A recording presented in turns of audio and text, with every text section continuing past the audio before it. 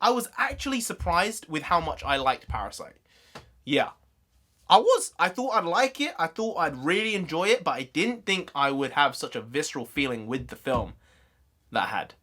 And I think there are a lot of factors that made that possible. I'm going to go through some of them now. When you actually think about the achievements this film has accomplished, I mean, it is incredible the things it's been able to do. And I think it's really opened up the world of cinema to a lot of people who've never watched a foreign film before. And obviously, I think there are a lot of impacts on why this film did so well, critically, commercially. And I think the Korean wave has had a lot to do with it. You know, I don't think if K-pop hadn't been as big as it was right now, I don't think this film would be winning Best Film at the Oscars.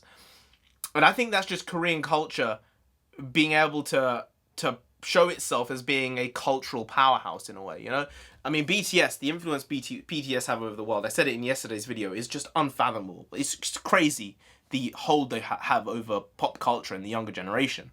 But even you look at other bands like Twice or Red Velvet, BLACKPINK, GOT7, there are these bands, Stray Kids, and these are just the recent bands. These aren't the OG bands from 10, 20, 30 years ago. It's incredible the grip they have and the ability they have to connect with people. And I think it's that type of stuff, as well as small things like Asian influenced products being you know, deemed as the mainstream in the UK and America, stuff like bubble tea just popping up. I know it's not a Korean specific thing, but bubble tea is like a normal thing in the UK now, specifically in London, I would say. It's definitely a norm. You see people have bubble tea all the time. I have bubble tea all the time, just with fake milk. I have it with a nut milk, sure, we'll go with that. But it's not just that, it's things like bingsu shops opening up. And in a way, it's those incremental bits and pieces which lead a film like this to being able to achieve the things it's achieved. Because if this film was Japanese, and it was a Japanese-made film, at this moment in time, I don't think it would have got the recognition it has by being a Korean film. I really don't. I don't. I think it's things like, I hear Korean on a daily basis, basically, because I listen to K-pop.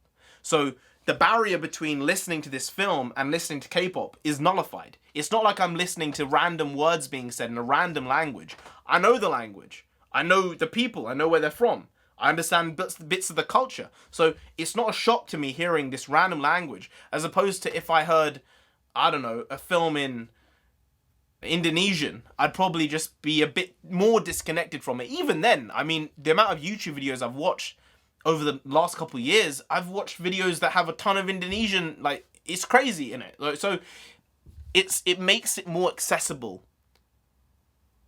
And the internet has made these types of things more accessible and given them more of an opportunity to be commercially viable, which I think is probably the most important thing. Yes, critical acclaim is hugely important, but commercial success, I really think that is what makes culture.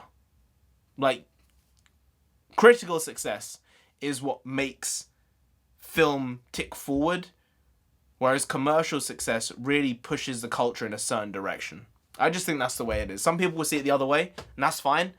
That's just my opinion. And I think that it's that culmination factor which has led this film, as well as it being an incredible film, like an incredible piece of work and art, all these things have helped it get there. So while this is a success for the film and the filmmakers and the cast and the crew, I think it is a success for Korea, Asia, and the world. So that's a nugget of wisdom there from me. You don't get many of them, but I think you got one here today. Congratulations.